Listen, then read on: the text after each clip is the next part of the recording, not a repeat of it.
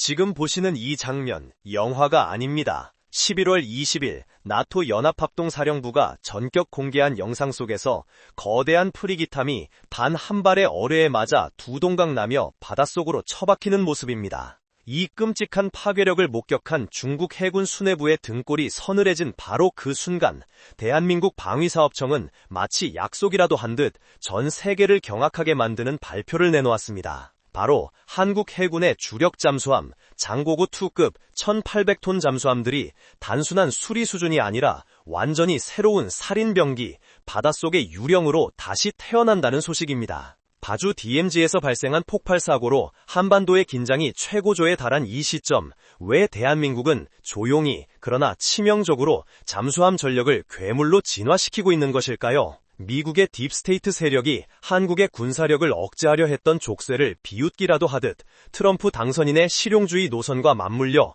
서해 바다를 중국의 무덤으로 만들어버릴 대한민국의 소름 돋는 킬체인 전략.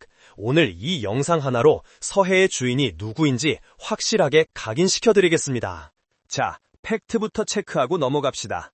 11월 20일 나토가 공개한 아에기르 25 훈련 영상은 단순한 군사훈련이 아니었습니다. 퇴역한 노르웨이 군함을 대상으로 실제 중어뢰를 발사해 격침시키는 이른바 버블제트 효과를 전 세계에 과시한 것입니다. 배의 허리가 꺾이며 수직으로 침몰하는 그 장면은 현대 해전에서 잠수함이라는 존재가 얼마나 공포스러운 비대칭 전력인지를 적나라하게 보여줍니다. 그런데 여러분, 이 영상이 공개된 것과 정확히 같은 날, 대한민국 울산의 HD현대중공업에서는 무슨 일이 벌어졌는지 아십니까? 바로 방위사업청 주관으로 장보고 2급 잠수함 성능 개량 사업의 체계개발 착수회의가 열렸습니다. 이게 단순히 낡은 부품을 갈아 끼우는 수준이라고 생각하신다면 큰 오산입니다. 투입되는 예산만 무려 4,689억 원입니다. 이 막대한 자금이 어디에 쓰이느냐? 바로 이 잠수함의 두뇌와 눈을 신의 경지로 끌어올리는 데 사용됩니다. 1990년대에 개발된 독일제 구형 전투체계를 걷어내고 순수 대한민국 기술로 만든 최신형 통합 전투체계를 이식합니다. 이것은 마치 구형 폴더폰을 쓰던 병사에게 최신형 인공지능 스마트폰을 쥐어주는 것과 같습니다. 여기에 더해 예인선 배열 소나, 즉 타스를 최신형으로 교체하고 기뢰 회피 소나와 선측 배열 소나까지 추가합니다. 한마디로 바닷속의 모든 소리를 빨아들이는 블랙홀이 되겠다는 선전보고입니다. 특히 주목해야 할 것은 부유식 안테나의 탑재입니다. 잠수함이 물 위로 올라오지 않고도 심해 깊은 곳에서 위성통신을 통해 육상지휘부와 실시간으로 데이터를 주고받으며 적을 타격할 수 있게 되는 겁니다. 이것이 왜 중국에게 악몽이냐고요?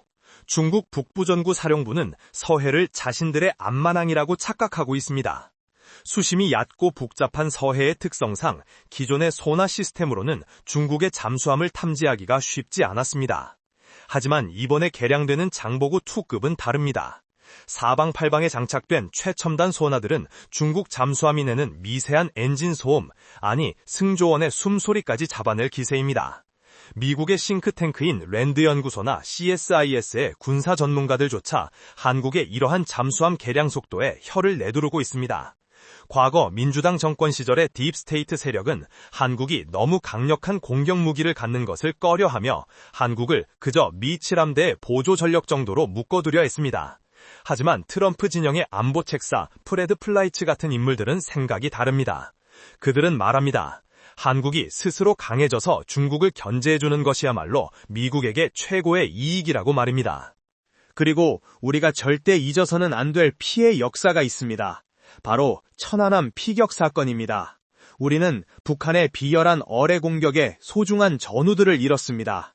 11월 20일 파주 서부전선 DMZ 안에서 발생한 폭발 사고로 우리 육군 하사 한 명이 또다시 부상을 입었습니다. 평화라는 가짜 명분 아래 우리가 방심하는 순간 적은 언제든 우리의 목을 노립니다.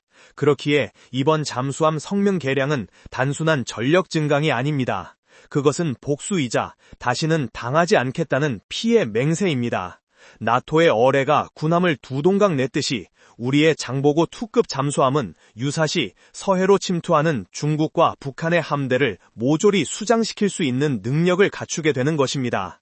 1800톤급 잠수함이 이 정도의 탐지 능력과 타격 능력을 갖추면 그건 더 이상 디젤 잠수함의 범주를 넘어선 전략 무기입니다. 중국 군사 잡지 등에서는 한국의 잠수함 전력을 애써 과소평가하려 들지만 내심 초조함을 감추지 못하고 있습니다. 중국의 039형 잠수함들이 소음 문제로 골머리를 앓고 있을 때 한국은 이미 IP, 즉 공기 불여 추진 시스템을 넘어 차세대 리튬 전지 체계까지 바라보고 있습니다. 이번 성능 개량 사업은 2033년까지 순차적으로 진행됩니다. 즉 앞으로 10년 동안 한국의 바다는 더욱더 치명적인 킬링존으로 변모한다는 뜻입니다. 이것은 일본 해상 자위대조차 부러워할 만한 속도와 효율성입니다. 일본이 재정난으로 허덕이며 국채금리가 폭등하는 와중에 한국은 알토란 같은 예산을 투입해 가장 치명적인 비수를 갈고 있는 것입니다. 미국의 실용주의자들, 즉 트럼프 진영은 이러한 한국의 독자적인 군사력 강화 움직임을 쌍수를 들고 환영할 것입니다. 왜냐하면 서해에서 중국 해구를 묶어둘 수 있는 나라는 전 세계에서 대한민국밖에 없기 때문입니다. 바이든 행정부나 딥스테이트들이 말로만 동맹을 외치며 뒤로는 한국의 손발을 묶으려 했다면 다가오는 트럼프 시대는 힘에 의한 평화, 즉 우리가 가진 주먹이 셀수록 대접받는 시대입니다. 4,689억 원, 누군가에게는 큰돈일 수 있지만 국가 안보라는 측면에서 보면 이것은 헐값입니다. 이 돈으로 우리는 서해의 유령, 바닷속의 저승사자 세 척을 다시 태어나게 만드는 것입니다. 상상해 보십시오. 중국의 항공모함이 서해로 진입하려 할 때 아무런 소리도 없이 그들의 밑바닥을 조준하고 있는 장보고 2급의 모습을 말입니다. 나토의 훈련 영상에서 보셨던 그 처참한 격침 장면이 만약 적들이 허튼 수작을 부린다면 서해 한복판에서 재현될 수 있습니다. 이것이 바로 대한민국이 추구하는 진짜 평화입니다. 국어라는 평화가 아니라 적이 감히 도발할 엄두조차 내지 못하게 만드는 압도적인 공포에 의한 평화 말입니다. DMZ의 지뢰 도발이든 서해의 영해 침범이든 대한민국군은 이제 더 이상 참지 않습니다. 탐지하고 식별하고 즉시 경멸한다. 이것이 새롭게 태어날 장보고 2급의 유일한 존재 이유입니다. 결론입니다. 11월 20일 나토의 어뢰 영상과 한국의 잠수함 개량 발표가 겹친 것은 우연이 아닙니다. 이것은 시대의 흐름입니다. 힘없는 평화는 환상이라는 것을 뼈저리게 느낀 대한민국이 이제 스스로 괴물이 되어 적들을 집어삼키려 하고 있습니다. 중국이 서해를 넘보고 북한이 DMZ에서 도발을 획책해도 바닷속 깊은 곳에는 대한민국이 심어놓은 침묵의 감시자들이 눈을 부라리고 있습니다. 트럼프의 미국조차 인정할 수밖에 없는 대한민국의 독보적인 군사적 자립, 그 중심에 장보고 2급이 있습니다.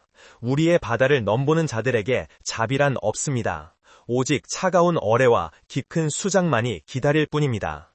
대한민국이 만들어가는 이 가슴 벅찬 자주국방의 대서사시 끝까지 함께 지켜보고 싶으시다면 지금 바로 구독과 좋아요를 눌러주십시오. 감사합니다.